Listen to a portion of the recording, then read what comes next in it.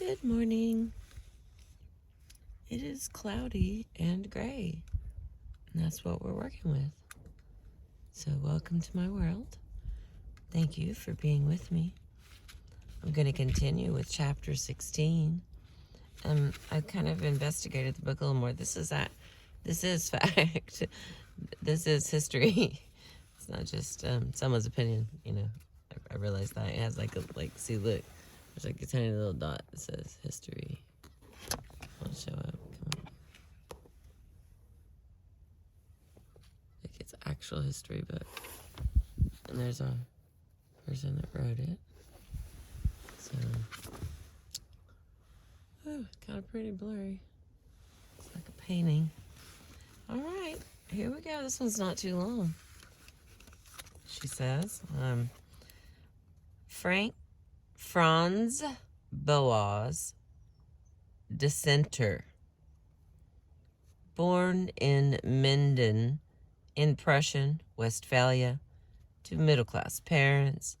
Franz Boas, 1858 through 1942, had a sound German education. After attending a Protestant gymnasium, he studied at Heidelberg, Germany's oldest university. Side note, had he sought a Saxon identity, the Westphalian Franz Boas might have been considered a Saxon. Given the continual remapping of kingdoms and provinces in the German-speaking lands, any relationship between Western, which is Lower Saxony, and Westphalia had to be vague. Having actually grown up in Germany and not being much of a maniac, he pressed no such claim. All right. Got a picture of him over here. Everybody's like, can't wait to see this guy. There he is. This is the gentleman of which we speak now.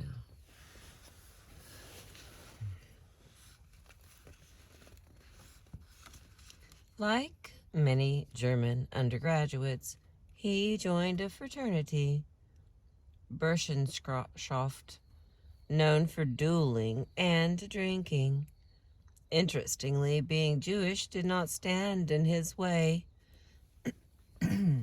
for during the 1870s, his Burschenschaft Almania accepted Jewish students. Not until later in the century did Almania and other fraternities become exclusive anti-Semitic centers of German nationalism. After a semester at Heidelberg, Boas moved on to Bonn, then completed his graduate work at Kiel University, earning a PhD in physics in 1881. Not that Boas escaped the barbs of German bigotry. In both Heidelberg and Kiel, he had encountered Germany's burgeoning anti-Semitism from the damned Jew baiters who provoked quarrel and fighting.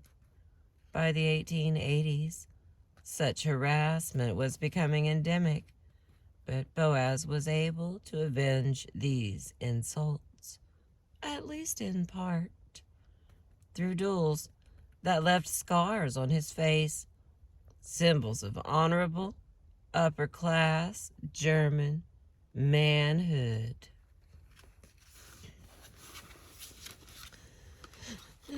In 1881, Boas moved on to postgraduate work at Berlin with the pioneering German anthropologist Adolf Bastian and Rudolf Virchow, the latter considered a father of German anthropology, who taught him the physical anthropology of bodily measurement and alerted him to the possible influence of environment on head shape. No finer training could be had in Germany. But with anti Semitism now closing in, his homeland hardly offered Boas a promising career. The German nationalist Berlin movement, led by its intellectual avatar, Professor Heinrich von Trotsky, had made overt hatred of Jews so widespread and respectable that Boas began to ponder immigration. An opportunity arose in 1883 to pursue his studies of psychophysics, which is the relationship between physical sensation and psychological perception. Far from Germany, in Anartornurg, in the Arctic Cumberland South, there living with the Inuit, he sought to perceive the environment as they did and to think like them. Those 2 years of field work were useful and enjoyable. Even the hardships and strange food came to hold and appeal. Raw seal liver, he discovered, didn't taste bad once he overcame a certain resistance. The late 19th century European anthropologists were typically both provincial and arrogant. They operated from 2 basic assumptions: the natural superiority of white peoples and the infallibility of elite modern science. Supposedly scientific methodology endowed European scholars with universal knowledge. Boas might have accepted such dogma as a student, but during his time with the Inuit, his independent streak took him toward diametrically opposite conclusions. Trying, for instance, to record and understand the Inuit language and failing, Boas realized that the fault lay not in the Inuit, but in his own limitations. He began to see how hallowed European ways had disabled its scholars. We, civilized people, have no right to look down on them, he said of the Inuit, an almost unique, even heretical thought at the time. This breakthrough took Boas well toward the cultural relativism that would dominate 20th century anthropology. All knowledge, even Western knowledge, was relative and circumscribed. Our ideas and conceptions are true only so far as our civilization or our culture goes. To know everything worth knowing was impossible, and to know anything about other people required immersion in their world, to become, in a sense, one of them. In the decade following 1885, Boas made several fieldwork trips to the Pacific Northwest and held a series of temporary positions, including stints at the American Museum of Natural History in New York, the World's Columbian Exposition in Chicago in 1893, and G. Stanley Hall's Clark University in Worcester, Massachusetts. Then, in its heady early years, that was one hell of a long sentence. Such wandering afforded refuge from Germany and sufficient time for research, but no financial security. Finally, in 1896, at the relatively advanced age of 38, he gained an appointment as lecturer in anthropology at Columbia University, joining a faculty that included the young luminary William Z. Ripley. Not that life had suddenly become cushy for Boas. Whereas Ripley had a choice of jobs and enjoyed generous remuneration, Boas began with temporary employment and a paltry salary at Columbia, evidently made possible only by his rich uncle's underwriting. American anti-Semitism, then on the increase, doubtless played a role in such disparity. Even so, Boas quickly forged an international reputation as a careful yet innovative scholar. His colleagues soon came to respect his field work and publications. They granted him tenure in 1899 when he was 41, even as he questioned their conventional notions of racial superiority and civilization. One such innovation appeared in Boas's 1894 address to the Anthropology Division of the American Association for the Advancement of Science, called Human Faculty as Determined by Race. Its premise that race, culture, and language are separate, independent variables and should not be confused, undergirded Boas's classic book, The Mind of Primitive Man, first published in 1911 and revised in the late 1930s, but as statements applying to Americans. These points began to enter popular consciousness only in the 1930s, when anthropologists were becoming the experts on race. Boas's Anthropology and Modern Life from 1932 then emerged as a major scientific declaration. One theme of the One theme of the 1894 lecture questioned the evolutionary view of human races that equated whiteness with development and civilization, downplaying anatomical differences between races. Boas looked to environment and culture rather than race as shapers of people's bodies and psyches. Here was the radical germ of cultural relativism, one fast attracting adherents among the Paul Topinard, successor to Paul Broca, and then the leading French anthropologist.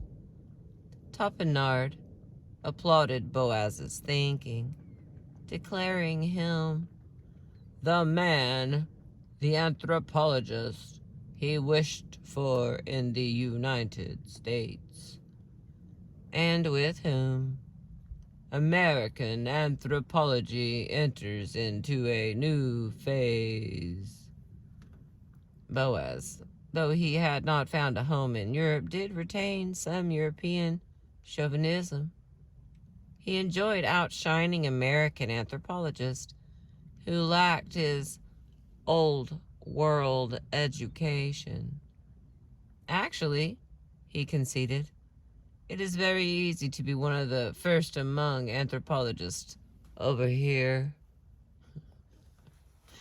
Sounds like a delightful man. That's what I'm divining. Here we go. For all its originality, Boas's 1894 address contained a number of dated ideas. One of them was the validity of comparing numbers of so-called great men in the fashion of Sir Francis Galton in England and Henry Cabot Lodge's distribution of ability in the United States. And Boas remained tentative, closing with, Although, as I have tried to show, the distribution of faculty among the races of men is far from being known, we can say this much. The average faculty of the white race is found to the same degree in a large proportion of individuals of all other races. And even though it is probably that some of these races may not produce as large a portion of great men as our own race. Counting of great men might be forgiven in Boas's, even inferring failure in other races and cultures. After all, such was the tenor of impeccable scholarship at the time. Everyone else was doing it, but he was moving on. Boas soon jettisoned notions of comparative intelligence, as well as designations of higher and lower races. In 1906, he made another brave gesture toward racial tolerance by accepting an invitation from the pioneering African American social scientist W.E.B. Du Bois, 1868 through 1963, to deliver a commencement address at Atlanta University. Not only was Boas a white scholar willing to go to a black institution, he came with a message of encouragement for young people about to enter a hostile America. Quite amazingly, for 1906, he assured them they had nothing to be ashamed of. Other races, the ancestors of imperial Romans and northern European barbarians, had endured their own dark ages. Now, if educated young black people could understand the capabilities of their own race, they could attack the feeling of contempt of their race at its very roots, and thereby work out its own salvation. In these Atlanta remarks, Boas draws intriguing parallels. For instance, he likens the differences between European Jews and Gentiles to imagined racial differences between European nobles and peasants. At this time, French authors like Gobineau and Lepogue, along with many other European writers, considered France's nobility Teutonic and the common people Celts a supposedly different and inferior race. Not so, Boas declared. European nobles were of the same descent as the people. So were European Jews, a people slightly distinct in type from the Gentiles they live among. By European Jews, Boas doubtless had Germans in mind. In other commentary, he did distance himself from Jewish immigrants newly arrived from Poland and Russia, people he termed East European Hebrews. Thinking of himself as German American, Franz Boas neither hid nor proclaimed his Jewishness. And why should he have to? For him, Judaism was a religion. His family, he said, had broken through the shackles of dogma. He had therefore been freed from the restraints that tradition has laid upon us, and could strive toward an ethical rather than a religious life. There could be no such thing as a Jewish race, because for Boas, race resided in the physical body, something to be measured and weighed. He placed no faith in the notions of racial temperament so dear to Ripley and his English authority, John Badeau. Boas assumed that Jewishness might eventually disappear into American society through assimilation. He and most other German Jews in the United States lived by that belief. The new Jews from Russia and Poland, however, he judged differently. Their appearance in the early 20th century caused him some consternation. Unable to cast out every prejudice of the time, Boas dealt with the issue of immigrant strangeness in two ways, one inclusive and the other exclusive. Obviously, American society had over many decades worked its magic as American-born generations assimilated physically and culturally. But could it Americanize these new immigrants? Italians, the various Slavic people of Austria, Russia, and the Balkan Peninsula, Hungarians, Romanians, East European Hebrews, not to mention the numerous other nationalities, and bring them closer to the physical type of Northwestern Europe. For Boas, these people, so distinct in many ways, were a worrisome influx of types distinct from our own. Here we have a contradiction. Boas did not support immigration restriction, too much racism there, and yet his use of the language of we points straight to an us and them ideology. Not even this most liberal thinker could escape divisions of self and other inherent in racial ideology. The early 1900s were a particularly tough time to think about racial equality, and as a result, such tensions echoes across Boas's work. All right, let me get a little sip here. I'm thirsty.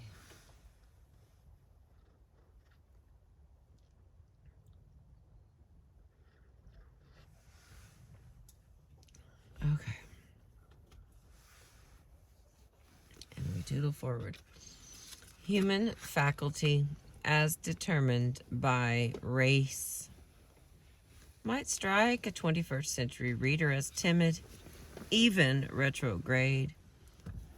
And your own people, addressed to a black audience in Atlanta, might ring uncomfortably close to the odious you people. But it was dramatic to hear Boas speak warmly across the black-white color line in an era of naked racial antagonism. During the late 19th century, poor, dark-skinned people often fell victim to bloodthirsty attack, with lynchings only the worst of it. Against a backdrop of rampant white supremacy, shrill Anglo-Saxonism, and flagrant abuse of non-Anglo-Saxon workers, Boas appears amazingly brave. It mattered little in those times that lynchings remained outside the law. More than 1,200 men and women of all races were lynched in the 1890s, while authorities looked the other way. Within the law, state and local statutes mandating racial segregation actually expelled people of color from the public realm. On a national level, the U.S. Supreme Court decided Plessy versus Ferguson in 1896, validating Louisiana's railroad segregation statute and opening the way to the segregation of virtually all aspects of Southern life. Such laws and decisions, allied with local practice, disenfranchised hundreds of thousands, tightening a Southern grip on federal power that racialized all of the national politics. Federal policy toward Native American Indians and people from Asia also signaled their vulnerability to white cupidity. In 1882, the Chinese Exclusion Act, passed after loud demands from organized labor, barred any sizable immigration of Chinese workers. Samuel Gompers, head of the American Federation of Labor, and himself a Jewish immigrant from England, clamored for Asian exclusion. When the legislation first passed, and when it was up for renewal 10 years later, Gompers even pressed for exclusion of Chinese from settling in American Pacific Island possessions and from working on the Panama Canal. Before and after initial passage of Chinese exclusion, Indians and Asians in the West fell victim to whites lusting after their land and their jobs, as locals hurried, attacked, and exposed their Chinese neighbors. In 1887, the Dawes Severalty Act halved, H-A-L-V-E-D, halved the land that Indians controlled by dividing up tribal territory among individuals and opening the so-called surplus Indian lands to white settlement. Southern states, beginning with Mississippi and South Carolina, revised their constitutions in 1890, encouraging the enactment of poll taxes, literacy and property qualifications, and grandfather clauses that ended black political life in the South.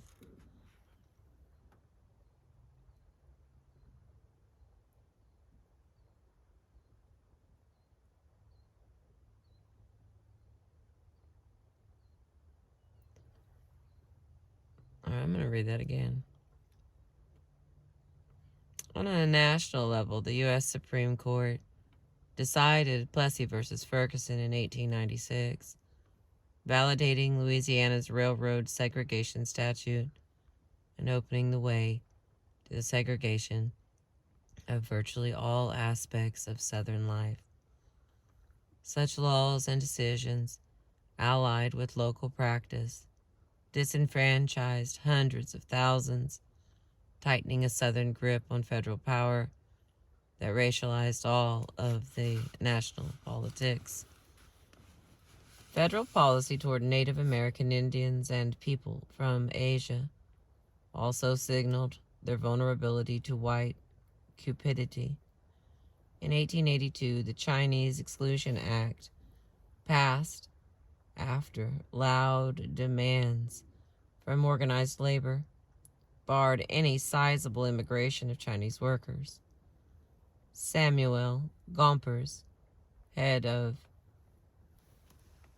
the American Federation of Labor, and himself a Jewish immigrant from England, clamored for Asian exclusion when the legislation first passed and when it was up for renewal 10 years later.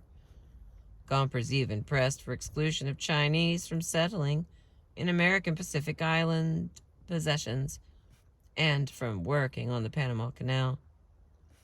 Before and after initial passage of Chinese exclusion, Indians and Asians in the West fell victim to whites lusting after their land and their jobs, as locals hurried, attacked, and exposed their Chinese neighbors. In 1887, the Dawes Severalty Act halved the land that Indians controlled by dividing up tribal territory among individuals and opening the so-called surplus lands to white settlement. Southern states, beginning with Mississippi and South Carolina, revised their constitutions in the 1890 and 90s, encouraging the enactment of poll taxes, literacy and property qualifications, and grandfather clauses that ended black political life in the South. Economic hard times further aggravated labor tensions. In the 1870s, Slavic and Italian coal miners in western Pennsylvania suffered abuse, ostracism, cheating, incarceration, and attack. The U.S. Army massacred Lakota, which is a Sioux, at Wounded Knee, South Dakota, in 1890. As lynchings, that scourge of black Americans, took the lives of 11 Italians in New Orleans in 1891. Elsewhere, labor conflict brought out company private militias, such as the Pinkertons, the state and National Guard to coerce striking workers, as in the Homestead, Pennsylvania, steel workers in 1892. Doing the bidding of employers, local police and sheriffs, and injunctions mandated by the Sherman Antitrust Act of 1890 broke labor unions, forcing striking workers back to work. Ugliness of spirit reached well beyond workers into the upper strata of American society. A notable instance of anti-Semitism occurred in 1877 when a Saratoga Springs hotel refused to admit the New York financier Joseph Silverman, whose bank had helped finance the Union during the Civil War. Organized outbreaks of anti-Jewish violence occurred for the first time during the Depression of 1890. In Louisiana and Mississippi, night riders attacked Jewish families and businesses. Personal abuse like stone throwing, hitherto occasional, became common throughout the North. When their employer hired 14 Russian Jews, 500 New Jersey workers rioted for 3 days in 1891, forcing Jewish workers and residents to flee. Educated Americans like the Boston Brahmin, Henry Adams, had long harbored anti-Semitic feelings. Now they felt free to voice stereotypical notions of Jewish control of the nation. As mobs rampaged and learned opinion asserted the absolute superiority of Anglo-Saxon Americans, imperialist expansion put theory into practice. The Anglo-Saxon identity of manifest destiny had been obvious since 1845, when the journalist John O'Sullivan, despite his Celtic name, coined the phrase savoring the image of the Anglo-Saxon foot on Mexico's borders and the irresistible army of Anglo-Saxon immigration pouring down upon the entire western portion of North America. Surely, the Anglo-Saxon would take over the Caribbean and Asia, not least the Spanish-American-Cuban War of 1898. A fairly transparent grab for empire promised new frontiers for the American ruling class. And now virtually deified, Theodore Roosevelt certainly had his say. Of Dutch ancestry, he preferred to speak of the American race, or our race, sometimes echoing Thomas Carlyle and Ralph Waldo Emerson. Racism permeated scholarship. Within Boas's own field, The older leaders quickly rejected his racial relativism. Daniel Brinton, a prominent evolutionist, used his 1895 presidential address to the American Association for the Advancement of Science to reject Boas's 1894 theory. Well, I do declare. For Brinton, the, quote, black and brown and red races differ anatomically so much from the white, that even with equal cerebral capacity, they could never rival the results of equal efforts. Assertions of Anglo-Saxon superiority continued pouring out, as from Boas's Columbian colleague John W. Burgess. Writing in the Political Science Quarterly in 1895, Burgess denounced the ignorance and wickedness of those supporting open immigration to the United States. They saw, he maintained, a newly fashionable racial terminology to pollute with non-Aryan elements. This kind of meanness far outshouted Boas's carefully edging away from racial chauvinism.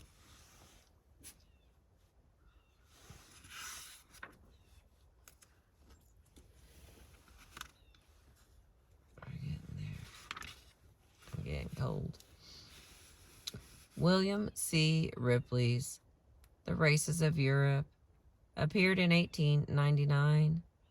The same year, his Columbia colleague Franz Boas received a professorship.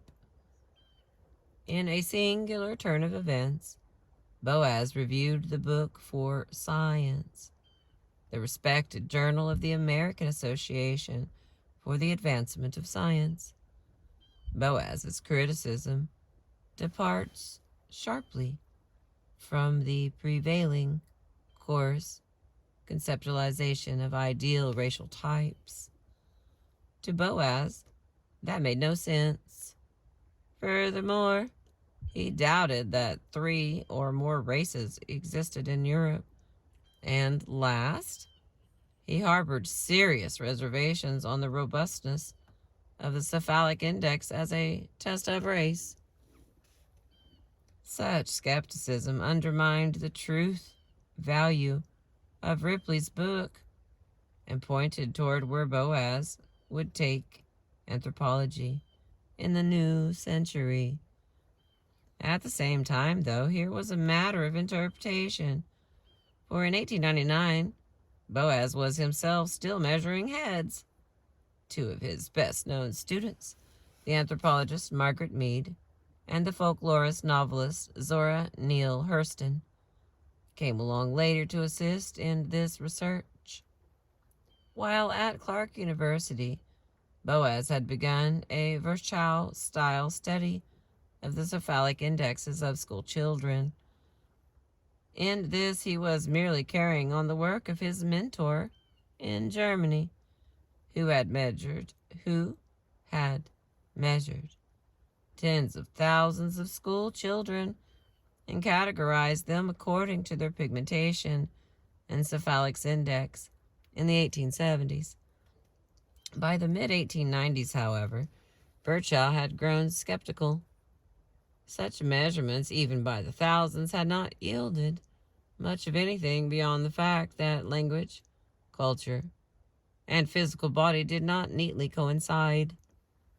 Virchow concluded that Indo-Europeans, another contemporary term for Northern Europeans, exhibited no uniform physical type. Boas, for his part, was not yet ready to go that far. Perhaps more research on the concepts of racial type and cephalic index would shed light on the pressing new immigrant question.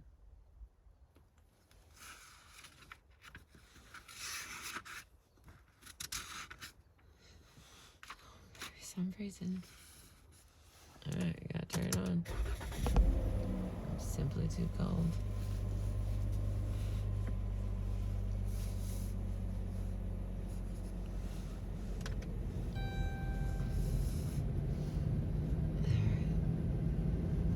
It's just that one that's loud.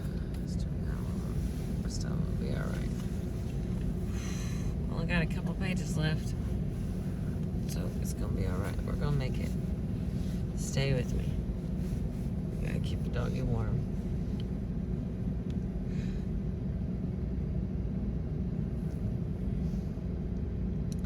That research turned him to data compiled by Maurice Fishberg, a medical doctor practicing in New York's heavily Jewish Lower East Side. Fishberg had measured 49 Jewish families over the course of 2 generations, producing intriguing results, but in a sample too small to support convincing conclusions. All right, we got a little side note down here. Maurice Fishberg, an immigrant from southwest Ukraine, taught medicine at his alma mater, New York University.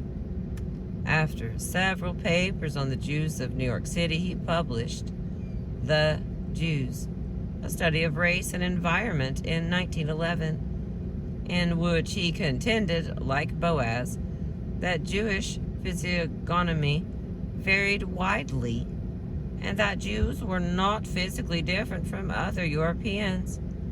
His unnamed New York Times reviewer remained unconvinced, wondering why, if the Jewish race is not pure, Jews and Jewesses from quite different quarters of the globe resemble one another so markedly.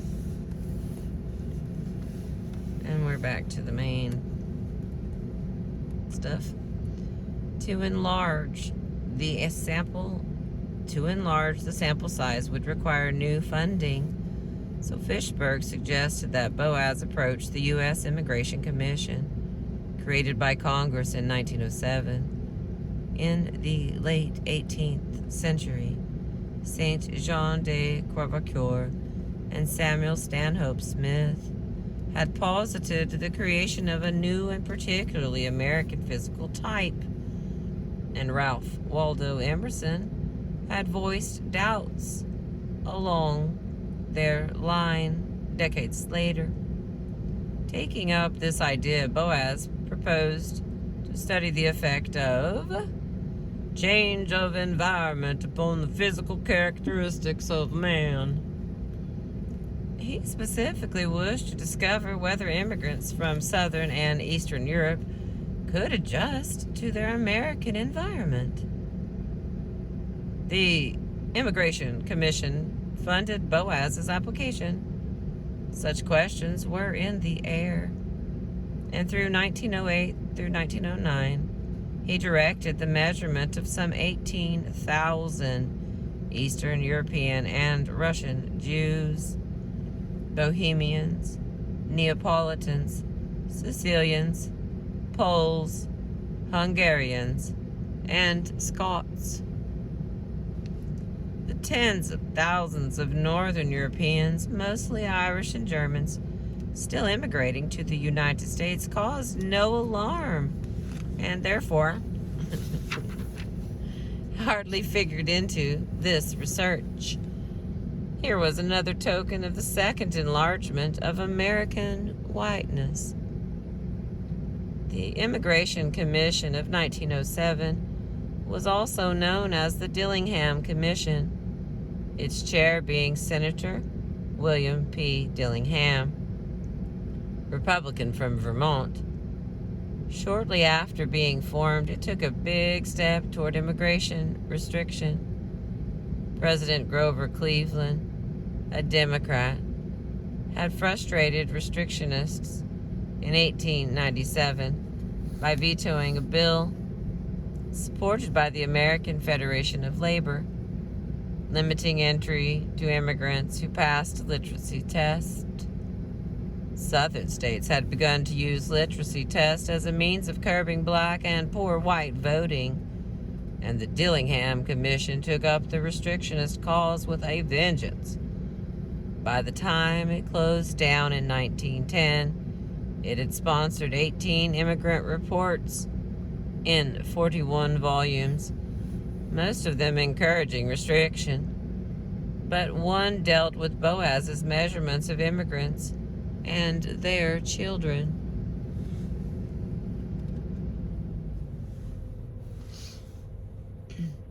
Nearly 600 pages long, Boas's changes in bodily form of descendants of immigrants consist largely of graphs, illustrations, and tables. The very scientific apparatus Ripley and others had employed to convey methodological soundness. Details of stature and weight figured, but were minor compared with the Cephalics Index, the king of race measurements. Among Boas's several immigrant populations, some heads attracted more attention than others, and his most famous conclusions concerned the scariest immigrants: Southern Italians, Sicilians and Neapolitans, and Russian Polish Jews, East European Hebrews. Boas presents his findings in conventional tabular form. The figures over here, for instance,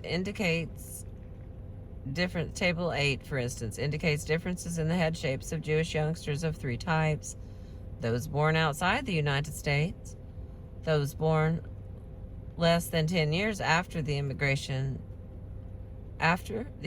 mother's arrival in the country, and those born subsequently. The bombshell lay in the columns on the right. They show that the longer the mother had lived in the United States, the more her American-born son's head shape differed from that of her sons born abroad. These findings were nothing short of revolutionary. Boas found that head shape, supposed never to change, was indeed changing. The round-headed East European Hebrew was becoming more long-headed, while the South Italian, who in Italy had an exceedingly long head, was becoming more short-headed. All in all, it appeared that in this country both approach a uniform type as far as the roundness of the head is concerned. Having found what he perhaps was looking for, Boas read enormous significance into these changes, even though they were modest. He concluded that when these features of the body change, the whole bodily and mental makeup of the immigrants may change. Thus, Alpines, Mediterraneans, and Jews would join Anglo-Saxons on real Americans in body, and therefore in mind and spirit. For the adaptability of the immigrant seems to be very much greater than we had a right to suppose before our investigations were instituted. At bottom, Boas's study denied the need for hysteria over the new immigrants. Here's a little side note. It should be noted, however, that Clarence C. Gravely, Richard L. Jantz, and Corey S. Sparks re-examined Boas's immigrant study in 2001 and 2003 and concluded that the changes Boas found were too slight and contradictory to sustain his claims for a possible change in type.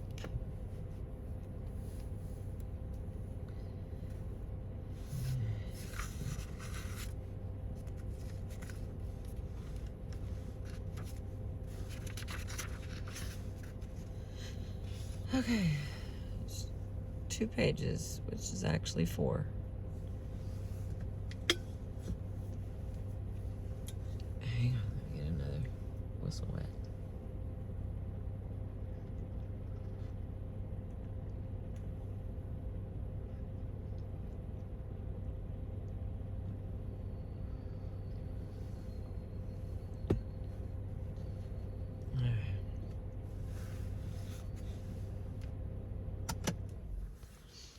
The Dillingham Commission, not surprisingly, came to the opposite conclusion, one favoring the idea of permanent type, while duly noting the scholarly import of Boas's work. Just one report in a thickening fray. The commission declined to incorporate his findings in its report, deeming them incomplete. It vaguely recommended further study. In the long run, however, Boas won. Social scientists and the educated lay public took note of his study, increasing his stature internationally. The possibility that races from Southern and Eastern Europe might change physically began to circulate in enlightened discussions of immigration and American identity. Ultimately, Boas's research on immigrants' heads cast the cephalic index into anthropology's waste bin and tipped the heredity versus environment balance toward environment, at least for a while. That tipping took a long time. In the short run, U.S. immigration policy hardly changed. Rather, the restrictionist campaign petered out in the face of opposition in the form of the power generated by immigrant organizations and their allies. Immigrant neighborhoods created a panoply of institutions, starting with stores and salons and extending into newspapers and political organizations. Their names reveal their provenance. The Pennsylvanian Slovak Catholic Union, the Ukrainian Working Men Association, the Polish Women's Alliance, the Sons of Italy, the Serbian National Federation, the Chicagoer Arbeiter Zetun, and the Irish World newspaper. And their numbers were legion. Fraternal organizations, mutual aid societies, burial societies, nationalist clubs, salons and taverns, and foreign language newspapers kept immigrants in touch with their homelands and supplied the news that mattered in native languages. A popular Italian language newspaper, Il Progresso Italio Americano, a New York daily founded in 1880, reached more than 100,000 readers, and the Yiddish Jewish Daily Forward, founded in 1897, had a circulation of 175,000. Political clubs delivered the votes that elected the representatives who served the needs of immigrant constituencies. Postponement of immigration restriction from the 1880s to the 1920s, for example, testifies to the clout of congressional representatives of immigrant communities, particularly in New York. The first Italian-American U.S. representative was elected in 1890, after serving in the California State Assembly from 1882 to 1890. While a token number of Jews had entered into the U.S. House of Representatives during the 19th century, their numbers increased impressively after 1900. More than 20 Jewish representatives served in Congress before the First World War, the great majority as Democrats from New York. In addition, an articulate, liberal-minded cohort of free thinkers, social workers, and settlement house workers had first-hand knowledge of the poor European immigrants who were being racialized and denigrated Living out the promise of progressivism, liberals were gaining influence in the public sphere. Immigrants, their children, their institutions, and their friends, and their employers together created a climate more favorable to immigration, even toward working people and the poor. Shying from controversy and content to leave well enough alone, Presidents William Taft and Woodrow Wilson each vetoed bills containing literacy tests. American political culture was moving into the progressive era, and Boas's own circle reflected the change. Boas had long prided himself on his family's 48er liberalism, and his wife came from a free-thinking Austrian Catholic family.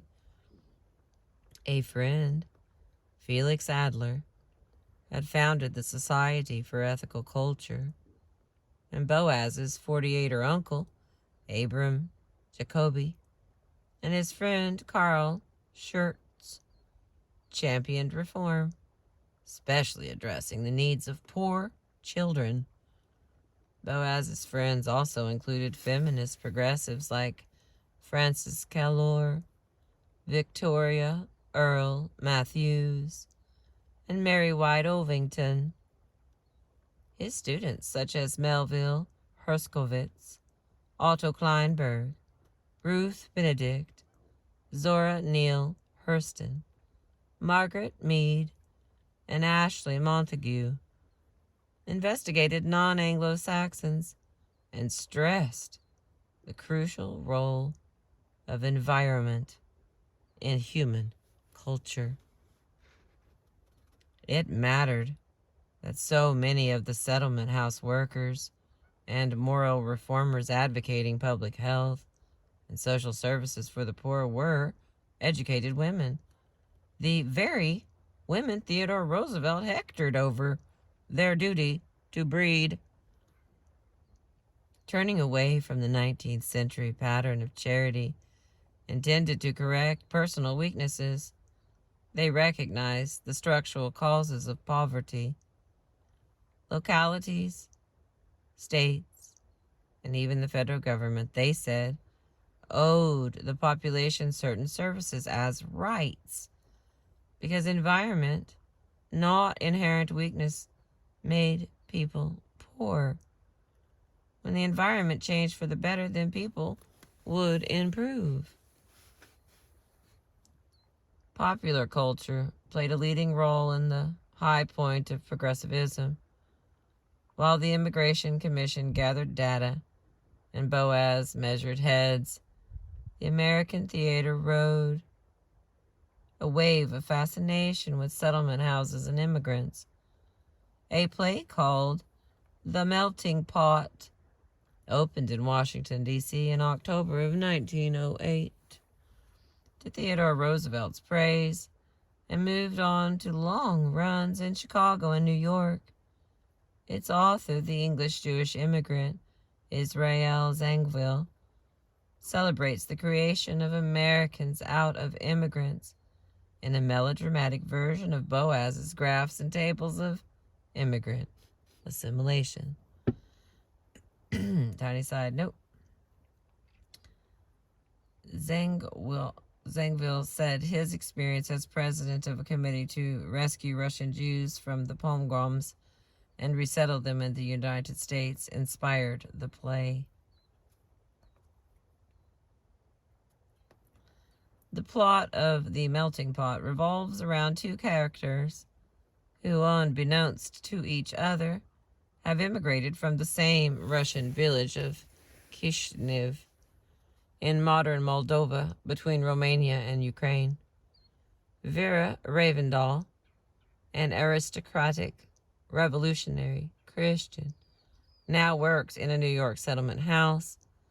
David Quaxano, a Jewish musician and composer, has witnessed the slaughter of his parents in the most infamous of the Russian pogroms. The trauma that drove him to the United States The supporting cast includes David's Orthodox uncle and aunt, a German symphony conductor, the Quaxano family's Irish domestic servant, and a nouveau rich American playboy. Although Zangwill places the Quaxanos among the despised Ashkenazi, East European Hebrew masses of early 20th century immigrants, he gives them a Sephardic name evoking a more prestigious Iberian history. Benjamin Disraeli, the late British Prime Minister, had given his characters Sephardic ancestry in novels written before his prime ministership in 1868. All right, let's find out what this means. We got a little side note.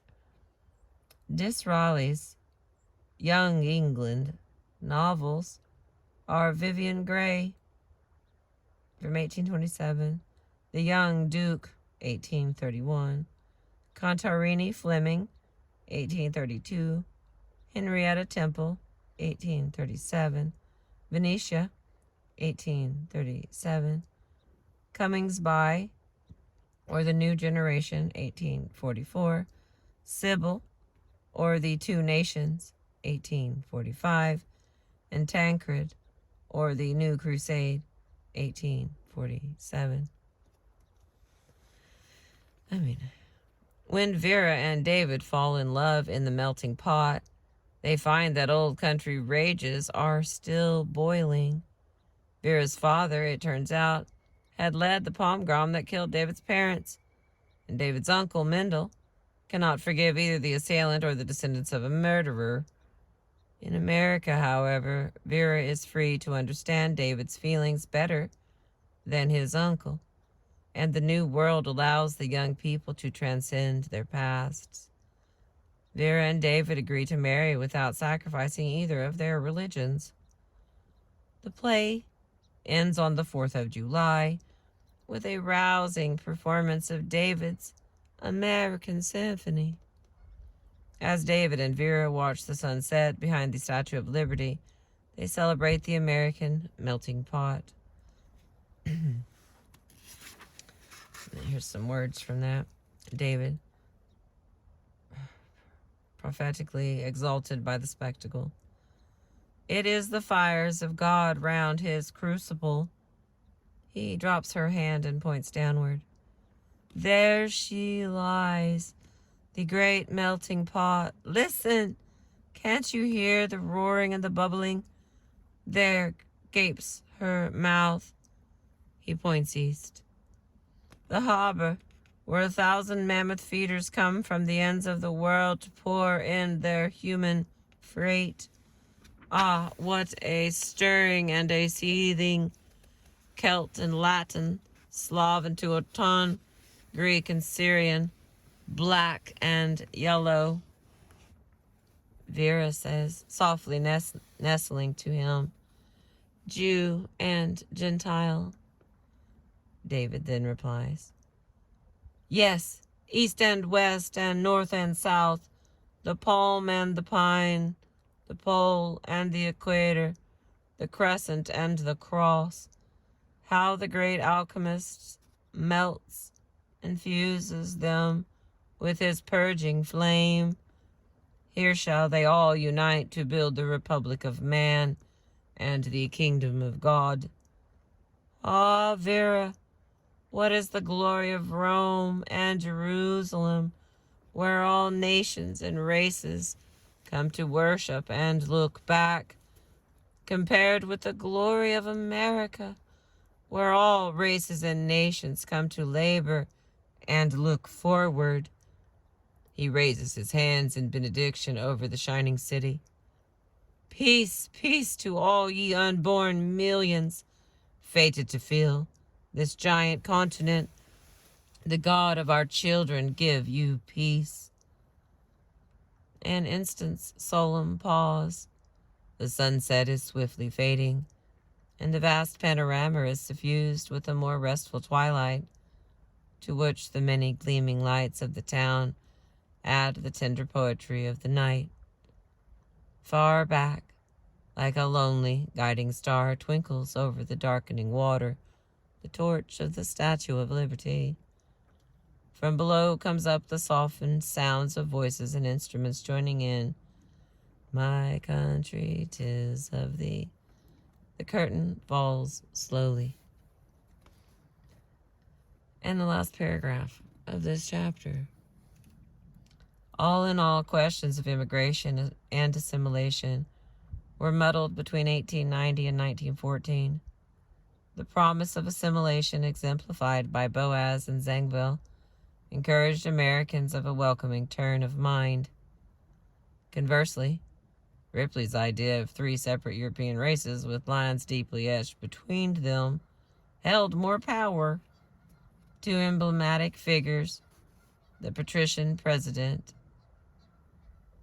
Theodore Roosevelt and the scholar Edward A. Ross, enunciated the thinking of most educated early 20th century Americans who feared that immigrants would defile their America.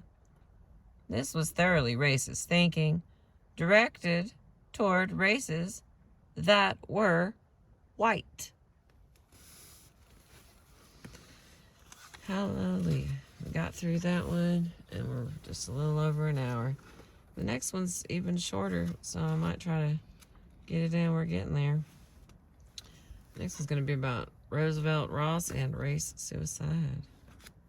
So again, here's what I'm reading you, in case you want to try to find it and read along. I just like to say that because I think it's funny. I have a whole little shelf of all the books that I've read and put on here. And when I finish one, I get to take it to the house, put it on a little shelf. Like, woohoo! So that shelf is getting really heavy.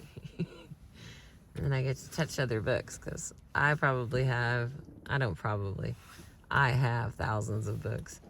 I have books before there were computers. So I actually I know I have one full set of encyclopedias somewhere in the back of my storage. But my goodness. Books. I like the way they feel. It's not the same electronically for me, but I do enjoy getting to listen back to these and hear what I read to us all. I appreciate you joining me on a relatively ordinary gray day.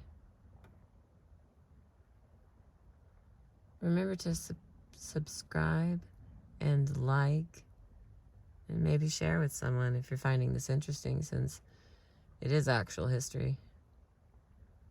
Have a beautiful day. I appreciate you.